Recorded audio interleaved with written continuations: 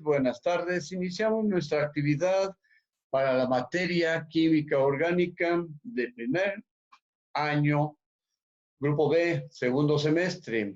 Vamos a ver quién ya se integró hoy. Está entrando Miguel Ángel Díaz Castillo. Bienvenido. Bienvenido, Miguel Ángel Díaz Castillo.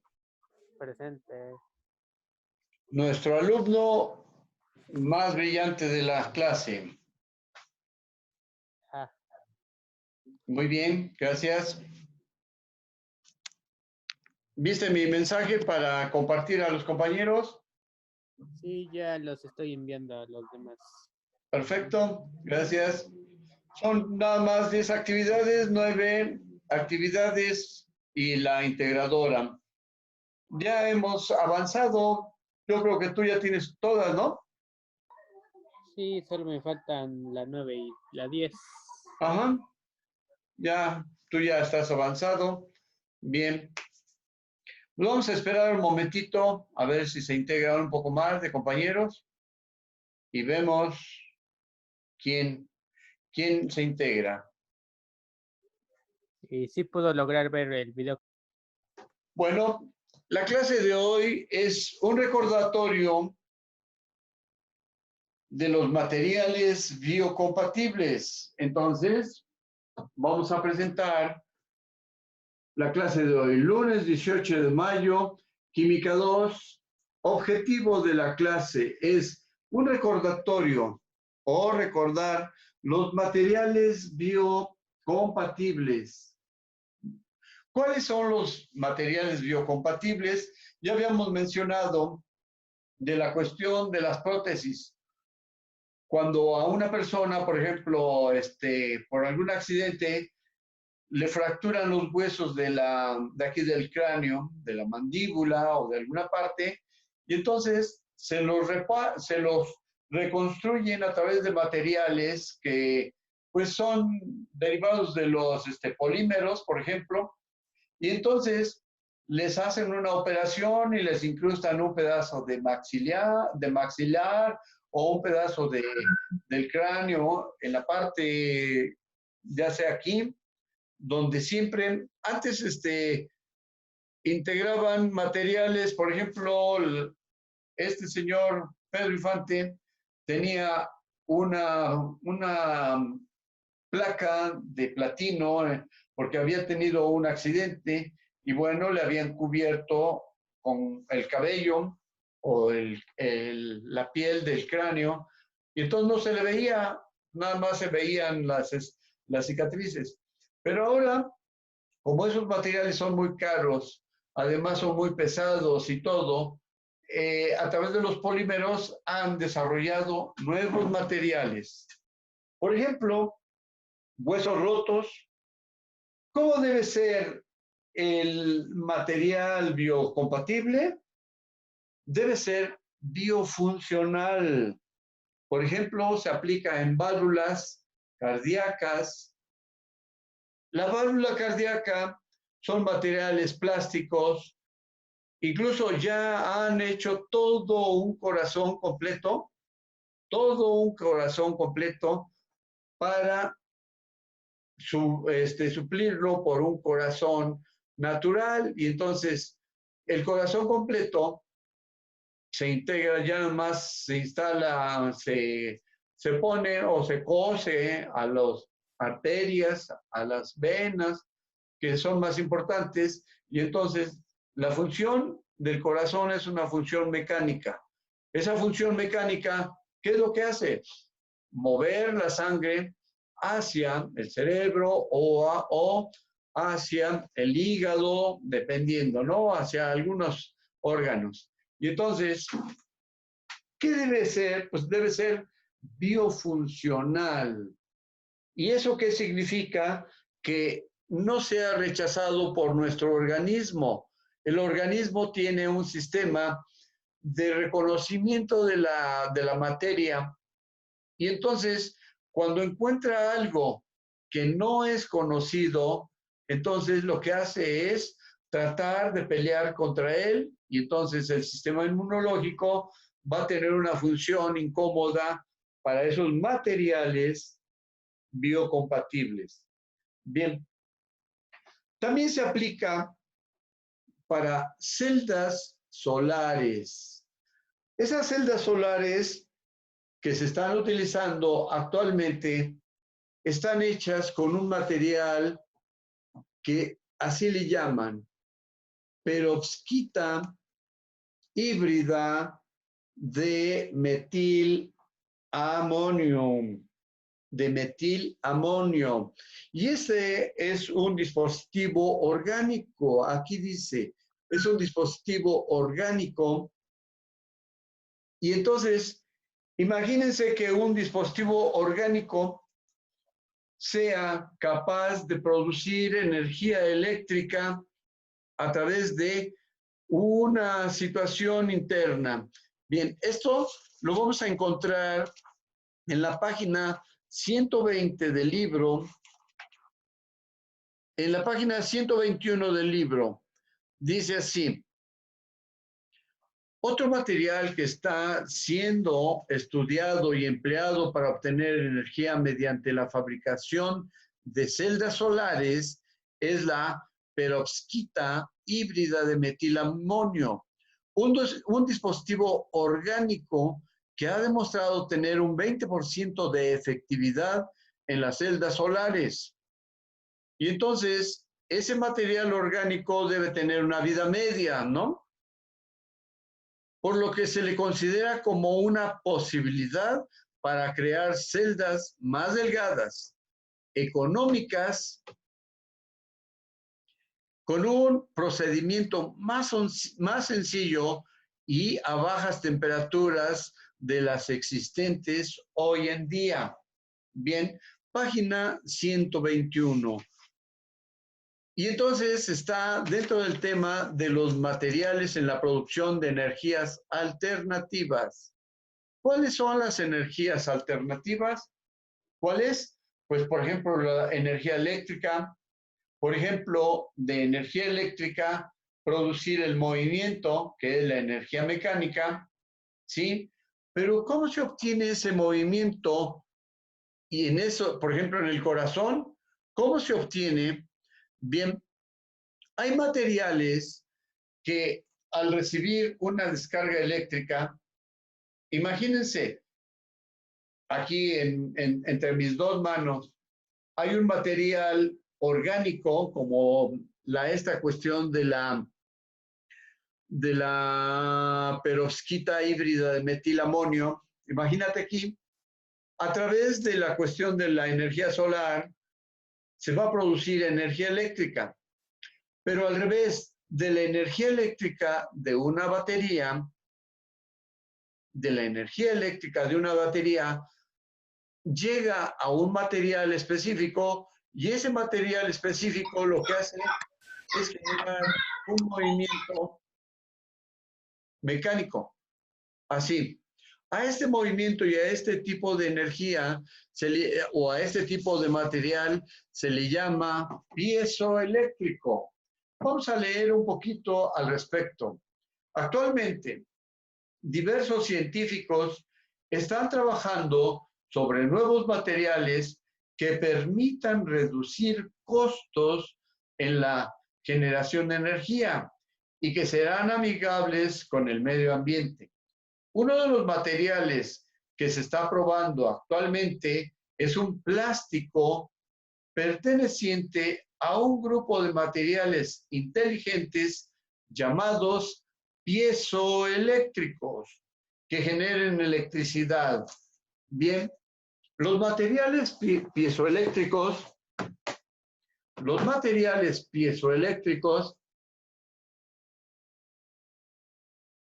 son algo así como el equivalente del cuarzo.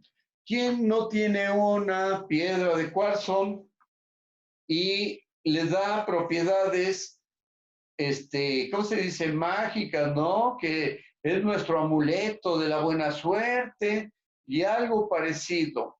Y entonces mencionamos que una pieza de cuarzo, nos dicen, no debe ser, ¿sí? Ustedes ya la traen como su su protección no debe ser tocada por otras personas porque hay quién sabe qué cosas, etcétera. Por ejemplo, yo traigo una pieza de cuarzo, pero esta pieza de cuarzo no sirve para nada si tiene una figura así como la estoy mostrando. Ese es un cuarzo y este cuarzo, si lo pudiera yo pulir y hacer un cubo bien, o un rectángulo bien definido, un cuerpo cúbico o rectangular, resulta que en alguna parte de su estructura yo le aplico como si este fuera la pieza de cuarzo. Observen que este, si fuera sólido, sería un rectángulo, una pieza rectangular, y entonces yo le aplico una fuerza aquí y otra acá, y la comprimo, le aplico fuerzas, pum, pum, la comprimo, así, y entonces en las caras laterales, en la parte de aquí y en la parte de aquí, al comprimirlas, se genera un voltaje en esta parte, positivo, negativo.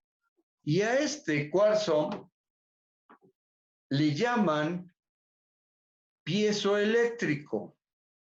Este tipo de cuarzo, si tuviera las características de un cubo bien definido, cuando le estoy aplicando una fuerza en dos caras paralelas, se produce una diferencia de voltaje en otras dos caras, que son las de aquí, las de arriba. ¿Sale? Ese es el mismo plano, se puede decir. Y entonces, las dos caras de aquí producen un voltaje en esta parte. Bien, pero al revés, si en la parte de arriba yo aplico un voltaje, si yo aplico un voltaje aquí de cierta característica, en esta parte de acá se va a producir un movimiento mecánico, va a vibrar a cierta frecuencia, depende del voltaje. Bien, y esa actividad es la actividad de los materiales piezoeléctricos. Bien, entonces vamos a generar la primera tarea de la jornada de hoy. Bien, Geraldine Martínez, Ricardo Melisa Pérez, Miguel Ángel Díaz Castillo, bienvenidos todos. Estamos hablando de las propiedades de los nuevos materiales y en particular materiales biocompatibles. ¿Sale? Estamos haciendo un recordatorio. Pero ya llegamos a un punto donde existen algunos nuevos materiales y en particular los materiales piezoeléctricos. ¿Sí? Pasamos por que se produce en celdas solares y que le llaman perovskita híbrida de metilamonio y es un material orgánico, perovskita híbrida de metilamonio.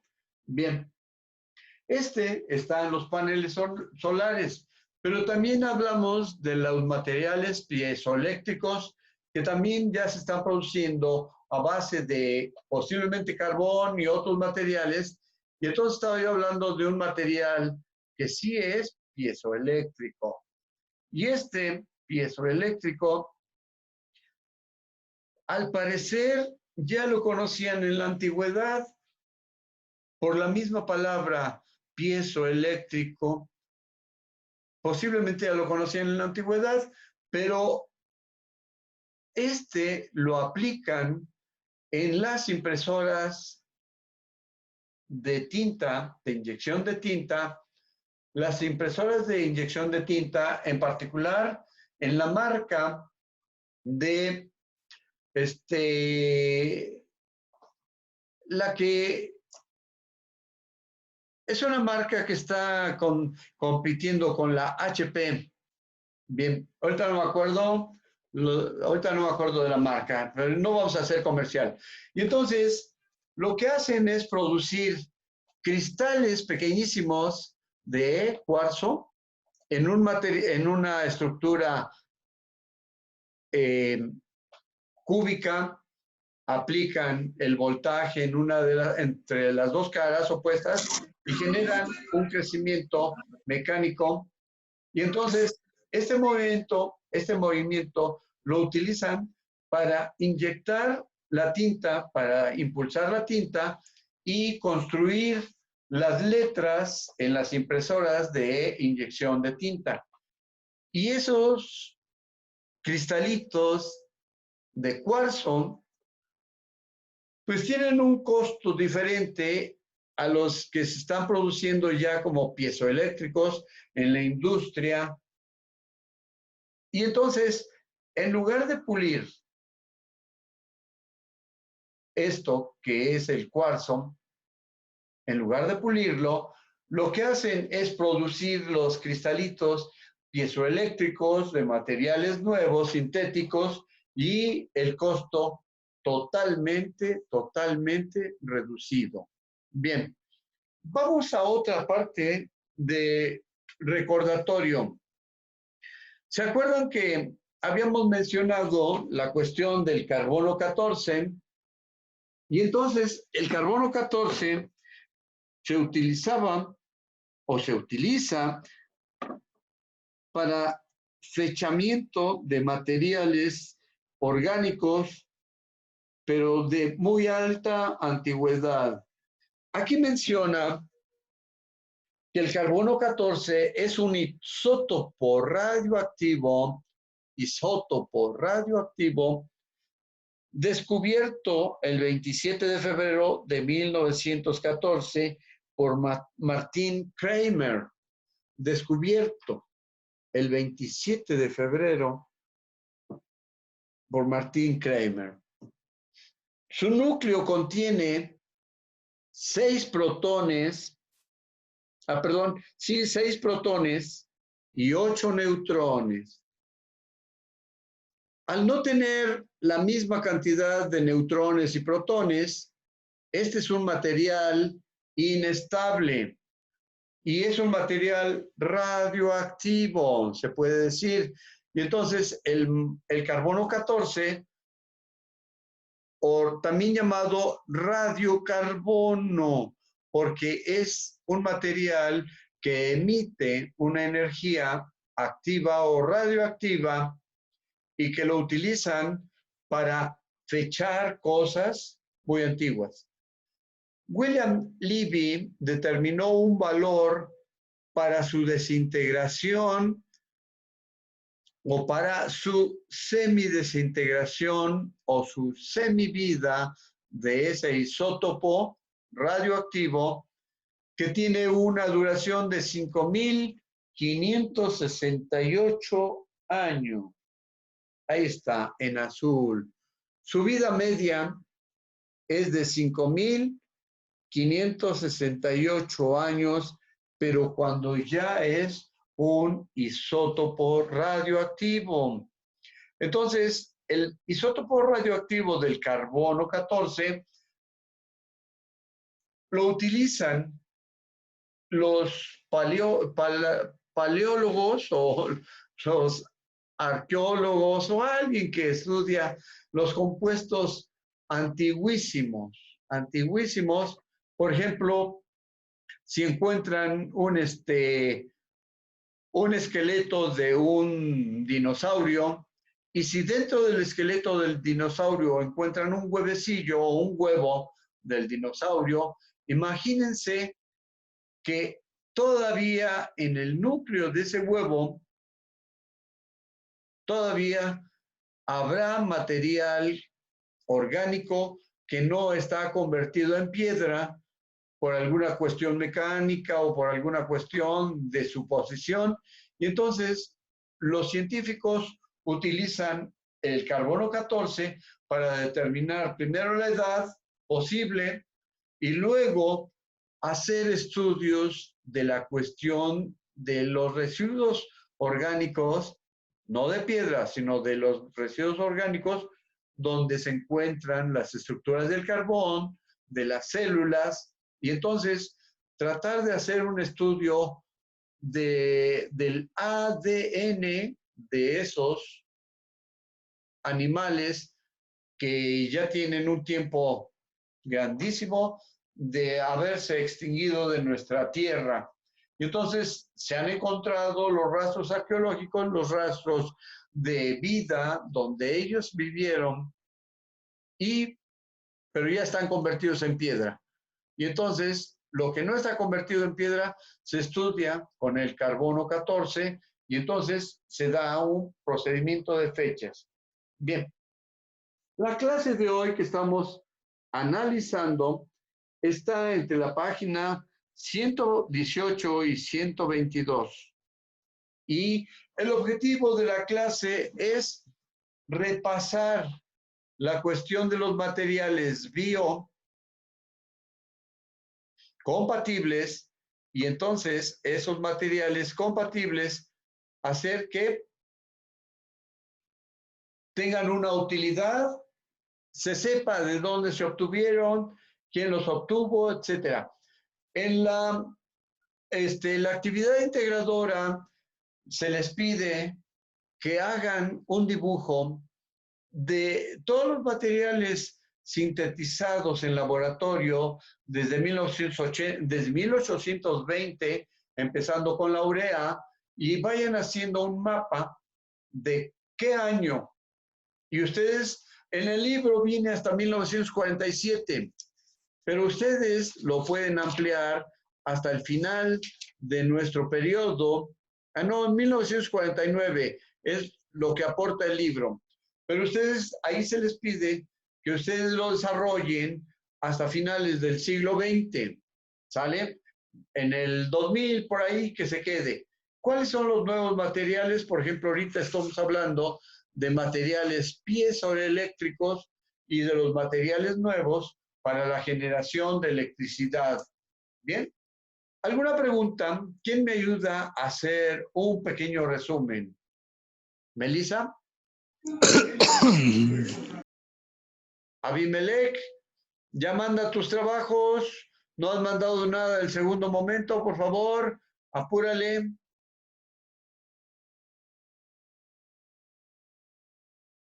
Abimelech.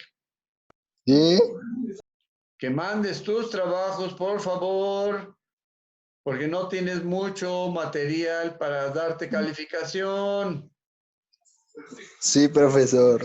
Pues, órale, pero ya en esta semana, porque si no, mira, y entonces vas a tener que estar en el curso de recuperación. Sí, profesor. Por favor, dile a tus hermanos mayores que te ayuden si es que tienes hermanos. No creo. ¿No crees? Bueno, No, bueno, tú apúrale, tú solito, alguien que te ayude. Bien, yo puedo. Ricardo Aca, perdón, ¿nos puedes ayudar a hacer un pequeño resumen de los materiales biocompatibles, sus aplicaciones y algo de los nuevos materiales orgánicos para la generación de electricidad, pasando por este que se menciona y los materiales piezoeléctricos, como el que yo te estoy mencionando del cuarzo, pero ahora en síntesis de laboratorio? Ricardo. Sí, sí, sería que son indispensables, pues sería en la vida, ya que son para, pues la electricidad, todo eso, y es algo que todos necesitamos. Por ejemplo, hablamos del corazón artificial. Imagínate una estructura de materiales piezoeléctricos que cuando reciben una descarga, todos se mueven al mismo ritmo, todos se contraen. Y ese es el corazón artificial del que estamos hablando. Ah, mm, ujú. ¿Qué otros materiales biocompatibles se imaginan que hay? Miguel Ángel Díaz Castillo. Los huesos. ¿Las qué, perdón? Los huesos ¿Qué son? son, digamos, materiales que son posibles de reemplazar con materiales biocompatibles, que, bueno, los materiales biocompatibles son capaces de reemplazar partes de nuestro cuerpo, las cuales fueron dañadas o ya no pueden dar un uso.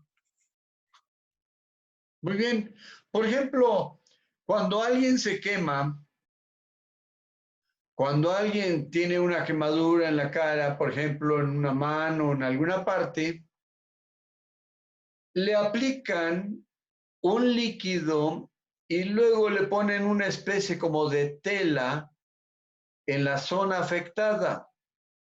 Y esa zona afectada, lo primero que va a suceder es que tiene que ser aislada del medio ambiente, porque si no es invadida, no lo vemos, igual que el COVID, no lo vemos, pero en nuestro medio ambiente hay muchas bacterias, hay muchos organismos microscópicos que lo que sucede es que cuando alguien está quemado y está expuesta la piel, lo de abajo, la dermis, está expuesta al medio ambiente, entonces todo esto que anda en nuestro medio ambiente va a pegarse aquí y se va a tratar de alimentar de lo que está ahí expuesto.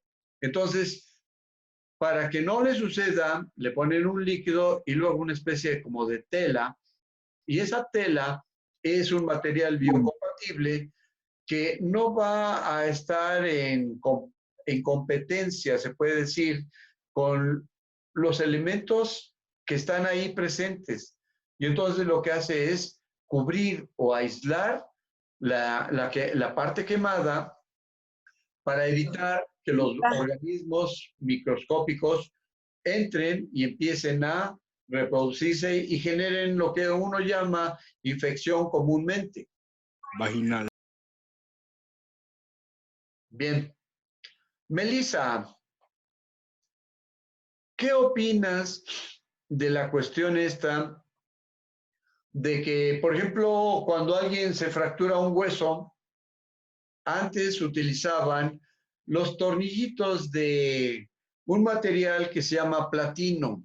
El platino es un material que no interactúa con ninguna parte de el organismo. Pero el platino es muy caro y entonces ahora están diseñando materiales derivados o del compuesto de los carbones que son polímeros y que utilizan ahora para unir los huesos, ponerlos como grapas, como tornillos, en lugar de materiales de platino. ¿Qué opinas de eso?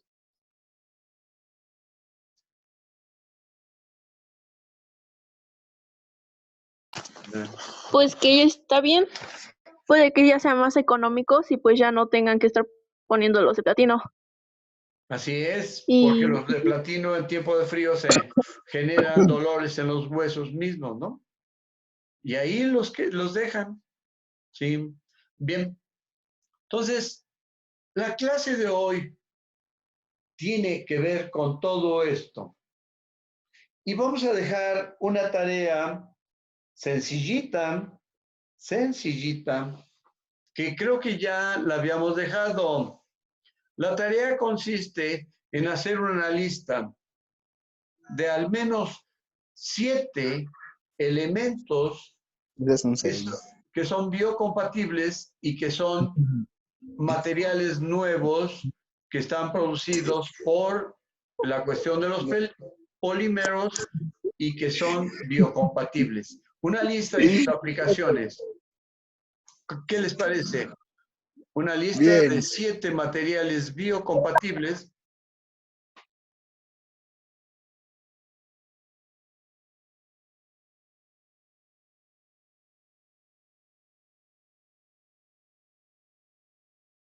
Bien. Entonces, son 4:16, 4 de la tarde, 16 minutos. Y es tarde. Vayamos hasta acá nuestra actividad y ya le pedí a Miguel Ángel Díaz Castillo que compartiera los trabajos que ya están definidos para el tercer momento, y ese tercer momento pues incluye las cartillas que normalmente están ahí pendientes. Acuérdense cómo es la evaluación, los trabajos, las cartillas, un ligero examen, que ahora sí vamos a hacer un ligero examen, y lo de las cuestiones estas de las tareas y la actividad integradora. ¿Sale? Entonces, sin más por el momento, quedo de ustedes su seguro servidor, Miguel Ángel Díaz Rivera, para servirles, y hagan sus trabajos. Abimelec, por favor. Gracias, Melissa. Gracias, Geraldine. Gracias, Abimelec, Ricardo y Miguel Ángel. Gracias por estar en la clase de hoy. Bueno, nos vemos. Hasta luego. Hasta luego. Dios. Ahí se cuida. No salga. No, pero tú haz tu trabajo, por favor. Gracias. Sí, profe.